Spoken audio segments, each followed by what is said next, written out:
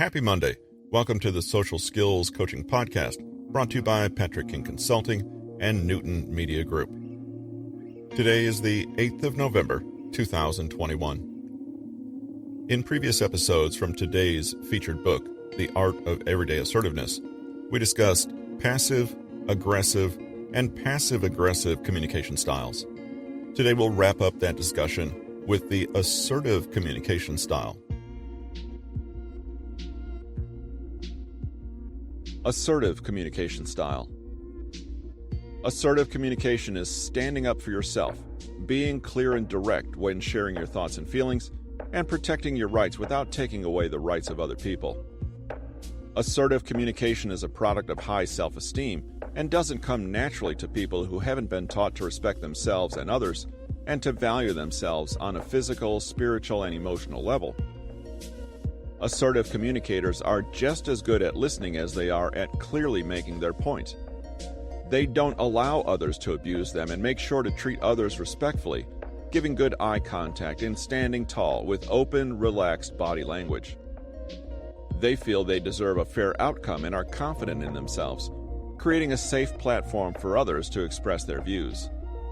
They feel connected to the world around them, and all challenges are seen as an opportunity to mature.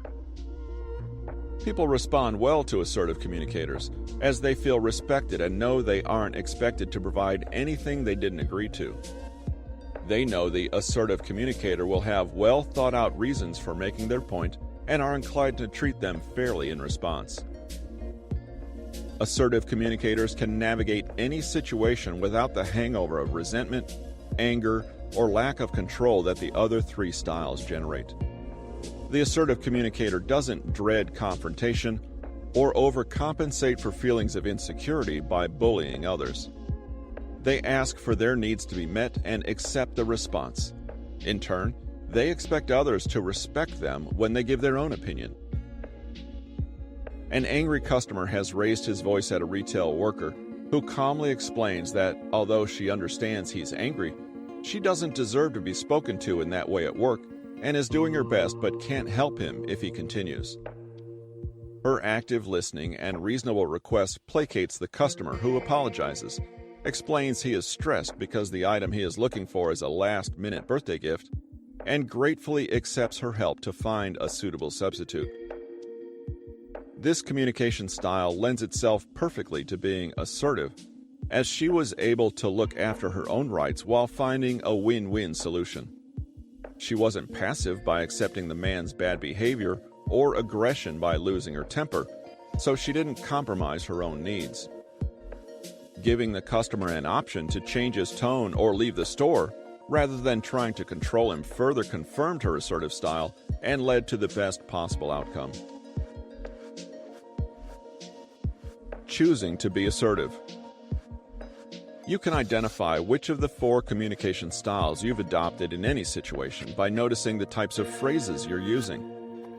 The passive communicator says, "People walk all over me," and "No one cares how I feel about this." The aggressive communicator says, "I always get what I want, whatever it takes," and "You're worthless, you owe me." The passive-aggressive communicator says, "That's fine. That's what you think. And they'll see what happens to people who cross me."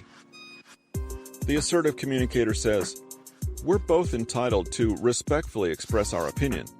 And "I'm responsible for myself and no one owes me anything." Passive people suffer because they feel they have no control over other people. They don't have the confidence to stand up for themselves or even add their opinion to the discussion, so they also lose all feelings of having control over themselves. Aggressive people have control over themselves and feel they should also be able to control others. Using fear and bullying to subdue and dominate does work, but only in the short term. People go to great lengths to escape an aggressive person, and it only takes a small interaction for people to decide they'll actively avoid them. Assertiveness prevents these control traps, but you may still worry that being more assertive to achieve your goals could cause you to act badly. Randy J. Peterson, professor of psychology and psychiatry at the University of British Columbia, said there's a simple way to determine whether or not you're being assertive. If your intention is to have control of your own actions, you're being assertive. If your intention is to have control of someone else, you're being aggressive. If you feel completely out of control, you're being passive. Forgetting that you are in control of yourself leads to the feelings of helplessness that drive passive behavior. A passive communicator will let others weaken or spoil what they try to do, or allow them to make decisions on their behalf. Anger at how their passivity has caused people to treat them can turn into retaliation in the form of aggression where they try to dominate others, or passive-aggressive behavior where they stay weak but punish behind the scenes. It's normal to want to have command of yourself, and being assertive means acknowledging what you want while understanding no one's under any obligation to provide it for you. Passive people forget that they have a choice, but they have actually been making choices the whole time. It's a choice to do nothing. It's a choice to not speak up, to allow someone to bully you, and be forced into something you don't want. The passive employee tells themselves they have to do what their boss says, but the truth is that they don't. Not really. Other people say no, and they aren't fired and blacklisted and run out of town. Passive people don't have the perspective on the consequences of saying no. They assume it's a deal breaker, a surefire way to destroy a relationship in one deadly word. People say no all the time without their whole world tumbling down around them. Questioning what you want and determining if it's about controlling yourself or controlling others can help you stay committed to behaving assertively. You don't have to agree with or even understand another's reasons and views to be able to respect that they have them. You can listen to their needs and decide for yourself whether or not you can assist them without having to devalue what they desire. There will be situations where you choose to go along with something that might inconvenience you, but it was your freedom of choice to decide to do so. There are some things you can try today that will take you to the realm of the assertive style of communication. Using I statements when speaking up for yourself stops you from placing blame on others or trying to control them and keeps your focus on you. It's assertive to say you disagree, but if that seems like a huge deal, start by refusing to let yourself give in and instead practice saying, "Let me think about that and get back to you." When you feel more confident, you can assertively say no. It's fine to be a broken record if people won't accept the answer you're giving. Just keep asserting yourself in the same way without worrying over excuses or justifications. Thanks for joining us again today. If you haven't gotten your free mini-book on Conversation Tactics by Patrick King, visit his website at bit.ly/PK Consulting.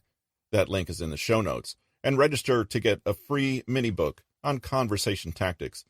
You'll also find in the show notes links to the episode transcript.